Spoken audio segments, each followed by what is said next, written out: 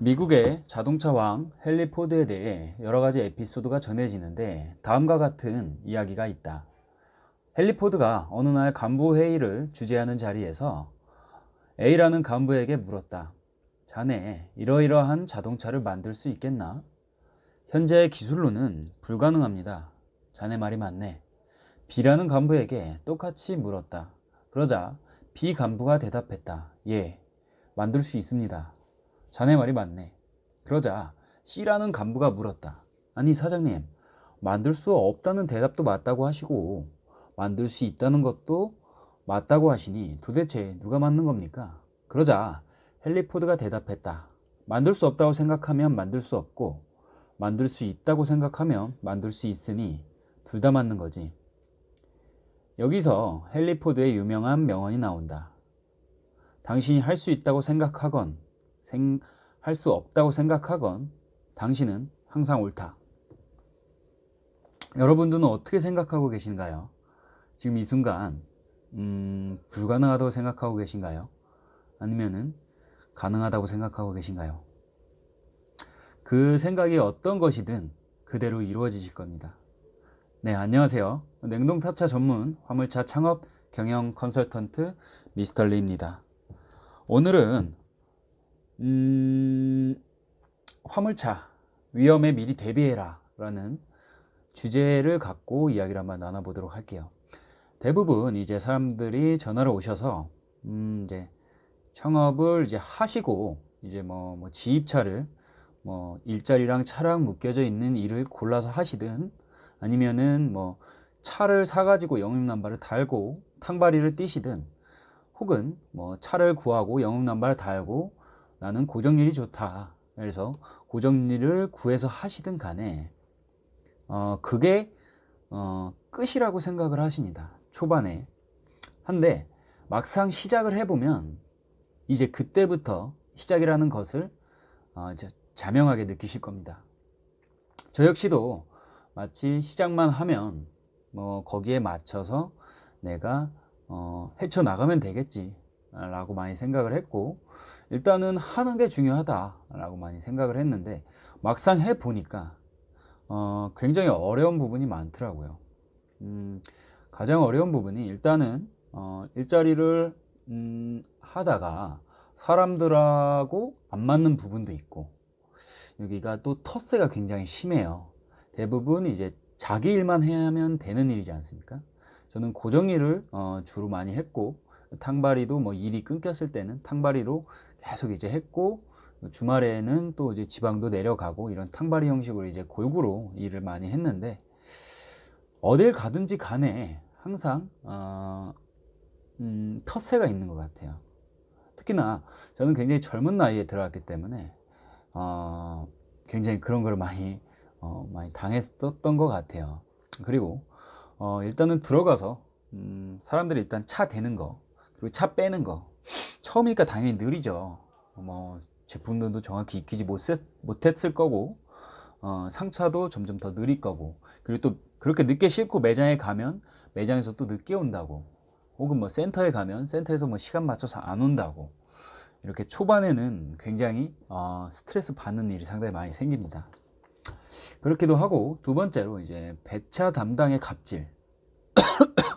배차 담당이 뭐 요새 지금 많이 이슈화되고 있는 그 농협 쪽 이쪽에서도 지금 배차 담당이 뭐 돈을 받고 그 배차를 해가지고 문제가 굉장히 커져가지고 뉴스에도 많이 나오고 이런 사례들이 있는데요.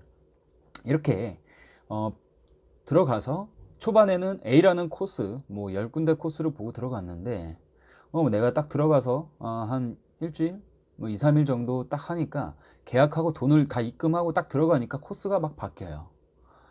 갑자기 우리 집으로 가는 코스에서 우리 집이랑 조금 이제 반대로 가는 조금 이제 동떨어져 있는 옆으로 가는 뭐 이런 코스를 줄 수도 있고 매출 큰 차 같은 경우에는 매출이 뭐 한 1,000만 원, 1,500만 원이라고 했는데 뭐 내가 딱 들어가서 내가 딱 그 차를 사고 나니까 뭐 1년 매출도 다 확인을 했어요.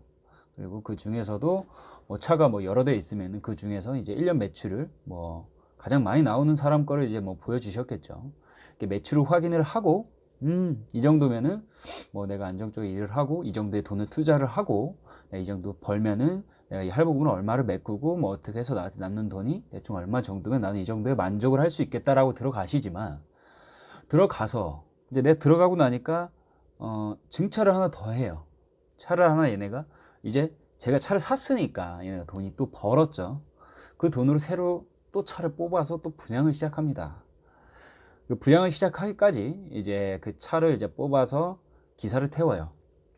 그런 경우도 있다 이 말씀이에요. 반드시 그런다는 건 아니고. 그러면은 이제 제 매출이 줄어드는 거죠. 일감이 줄어들기 시작합니다. 그렇게 돼서 이제 일이 많이 줄어들어서 예전에 나오던 매출보다 더 적게 이렇게 가져가실 수 있게 되는 계기가 될 수도 있고요. 참 이런저런 일들이 많이 발생을 해요. 스트레스 받는 일들도 많고, 거기서 또 물건도 실수해가지고 뭐 다 돈으로 물어야 되는 상황이 생길 수도 있고, 뭐 처음에는 뭐 우여곡절이 상당히 많습니다. 그리고 요새는 또 센터가 옮기거나 A라는 센터에서 다른 데로 옮기는 경우가 많아요.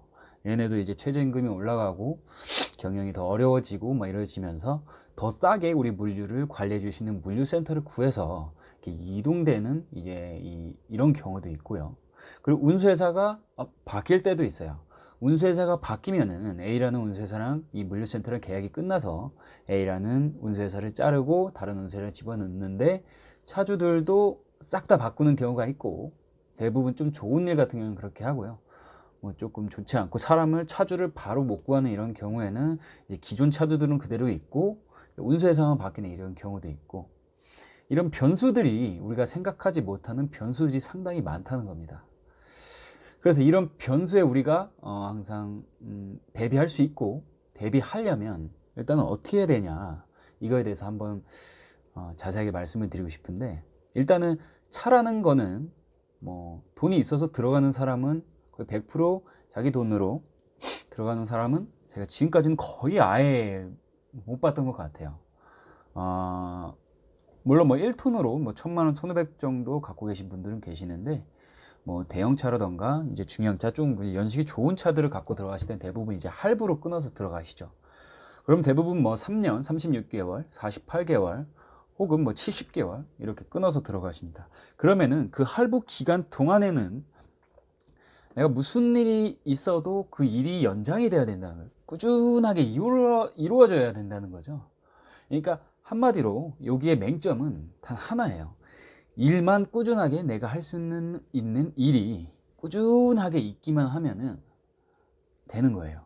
그러면은 크게 막 돈을 잃는다던가 뭐 크게 뭐 실패를 한다던가 뭐 이런 경우가 거의 없어요. 뭐 물론 차가 뒤집어져서 뭐 차가 다 찌그러지고 막 이런 경우에는 또 극히 일부의 상황이 또 있긴 하지만, 그런 경우를 제외하고는 우리가 일단은 창업을 해서 투자를 해서 생기는 가장 큰 문제점은 이제 할부금을 꾸준하게 갚아 나가는 거고, 이 차를 이용해서 그러니까 이용해 나가는 거잖아요. 그렇게 따지면은 반대로 물으면은 이제 이 거래처만 확실하게 있다면은 이 화물차의 실패는 없다고까지도 볼 수 있다는 겁니다. 그리고 내 체력이 어느 정도 받쳐줘야겠죠, 당연히. 그거는 기본적인 바탕이 돼야 되는 거죠. 그러니까 뭐 내가 어느 정도 몸을 움직일 수 있고 이런 강도도 좀 보셔야 되고, 일단은 뭐 그거는 뒤로 미루고, 일단 거래처에 대한 중요성이 그만큼 중요하다는 겁니다. 내가 이 거래처를 해서 들어가서 이 정도 돈을 번다고 끝나는 게 아니고, 이 거래처가 끊겼을 때, 혹은 내가 이런 사람이 있죠. 뭐 저 같은 경우에는 뭐 이제 뭐 A라는 사람은 멘탈이 굉장히 강해가지고 얘가 뭐라고 하든 그냥 한 귀로 듣고 한 귀로 흘리고 스트레스 많이 안 받는데, B라는 사람은 조금만 뭐라고 해도, 조금만 나보다 나이 어린 애가, 대부분 이제 물류센터에 있는 사람들이 다 나이 어린 분들이니까, 나이 어린 분들이 이제 뭐 조금 까탈스럽게 하고 빨리빨리 와라, 뭐 지금 뭐하냐, 뭐 이렇게 조금 싫은 소리 좀 하면은 기분이 팍 상하고, 그 사람 얼굴도 보기 싫고 굉장히 스트레스를 많이 받으시는 분들도 있죠. 그럴 때 내가 이거를 그만두고 나갈 곳이 없으면은 이 일의 만족도가 더 떨어집니다. 내가 마음에 안 들면은 때려치고 나가자. 딴 데 뭐 여기 말고 할 데 없냐? 딴 데도 많아. 2차로 갈 데가 얼마나 많은데. 이렇게 하고 나올 수가 있어요. 근데 만약에 이런 거래처들을 모르고 있는 상황이라면은 거기서 내가 이 일이 좋든 싫든 힘들든 안 힘들든 이 사람들이랑 성향이 맞든 어떻든 내가 어거지로 이 일에 맞춰야 되는 상황이 돼버리면은 굉장히 일이 힘들어집니다. 그래서 이 거래처라는 것을 항상 우리는 주시를 하고 항상 정보를 수집해야 돼요. 그래서 일을 함으로써 끝나는 게 아니라 그때부터가 이제 이 화물차 일의 시작이라고, 가장 이제 더 시작하기 전보다 시작하고 나서가 더 많은 심혈을 기울이고 그 사람들과 사이도 좋게 하려고 해야 되고, 내가 제품도 빨리 익히려고 해야 되고, 좀 더 남들한테 피해 안 주고 빨리빨리 나가서 빨리빨리 뭐 내 배송도 하려고 해야 되고, 이제 시작인 거예요. 그래서 저 같은 경우에는 대부분 뭐 새로운 거래처를 들어가면 3개월 딱 지나서 이제 이 일에 익숙해지면은 그때부터 바로 다른 일을 알아보기 시작합니다. 이 정도의 수입이 되고 이 정도 근무 시간이 이래서 이 정도 벌 수 있는 거래처가 전국의 수도권에 어디에 붙어 있냐, 그런 데를 계속해서 알아봐요. 지금도 매일같이 알아보고 아침에 일어나면 보는 게 그거고 자기 전에도 그거를 보면서 잠을 잡니다. 그러니까 계속해서 이 화물차의 정보는 다 막 이렇게 100%다 오픈되고 이런 부분이 아니기 때문에 이런 부분이 다 정보가 다 돈으로 연결이 돼요. 그러다 보니까 미리미리 내가 많은 정보를 알면 알수록 이만큼 돈을 번다고 생각하시면 돼요. 그러니까 일을 들어가셨을 때 그때부터 이제 내가 이 일이 안 맞고 이 사람들과 틀어졌을 때 이 일을 나가게 되는 상황까지도 예상을 하시고 들어가셨으면 좋겠어요. 그래서 내가 뭐 냉동 탑차 5톤 단발이를 갖고 할 수 있는 일들이 이런 일들이 있구나 라는 걸 또 알아 놓으셔야 되고, 탕발이 하시는 분들은 그 또 탕발이만의 또 그 거래처 관리하는 방법들이라든가 이런 거 다 있을 거예요. 그런 것도 계속해서 이제 인맥들도 쌓아서 서로 이 탕발이에 관해서도 뭐 공유도 해야 되고, 그리고 뭐 윙바디라던가 이런 차주분들도 고정 거래처들이 있으면은 뭐 공장에서 그 사람들 맞지 않는다면 뭐 자동차 부품은 아산에도 있고 천안에도 있고 그리고 광명에도 있고 뭐 어디가 있구나, 내가 막 이런 상황이 됐으면 여기서 차를 구하네, 내가 내 차로 들어갈 수 있는 곳이구나, 이런 것들을 계속 알아봐 두셔야 돼요. 그래야지 부당하게 이 물류센터라던가 거래처라던가 이런 부분에서 내가 정말 참지 못할 모욕을 당했다라던가 이런 경우가 적지 않아요. 모욕을 당했다던가 갑질을 당했다던가 아니면 금품 요구를 받았다던가 이런 경우에서라도 내가 싸워서 이길 수 있는 무기는 거래처밖에 없습니다. 최하위의 하청의 우리 지입차주들은 이 거래처가 힘이고 무기예요. 그래서 이 거래처를 항상 중요하게 굉장히 여기셔야 됩니다. 그래서 뭐 컨설팅을 할 때도, 그래서 저도 제가 이제 거래처란 이런 거를 계속 이제 회원제로 운영을 할 수밖에 없는 게, 계속해서 저희 밴드라든가 제 카페에 이제 제가 이제 저한테 이제 컨설팅을 받으시는 분들끼리 모아서 이렇게 거래처를 계속해서 이제 매일같이 올리는 이유가, 그거를 보고 이 일보다 더 좋은 일이 있구나, 내 일에 비교를 해서 내 지금 급여가 어느 정도 수준이 되는구나, 내 일의 강도가 어느 정도 되는구나, 이런 거를 일을 보면서 내 일에 대한 안목을 계속해서 넓혀야 한다는 겁니다. 그렇게 일단 들어가셔서 조금 나이 드신 분들이라도 인터넷하고 많이 친해지셔야 되고, 그게 힘들다면 뭐 운수회사한테도 계속 전화를 해서 뭐 요새 일 나온 거 없냐, 뭐 내 차로 할 수 있는 일들이 있냐, 뭐 이러면서 계속해서 운수회사들 거래처를 이제 관리하는 관리자분들하고도 계속해서 친밀감을 유지하셔서 위험한 상황에 닥쳤을 때 그런 상황에서 항상 무기가 될 수 있는 건 거래처를 계속해서 영업을 해야 한다는 말씀을 드리는 겁니다. 자, 이상 여기까지 하도록 하겠습니다. 냉동탑차 전문 화물차 창업 경영 컨설턴트 미스터 리였습니다. 좋아요와 구독, 공유 부탁드리겠습니다. 감사합니다.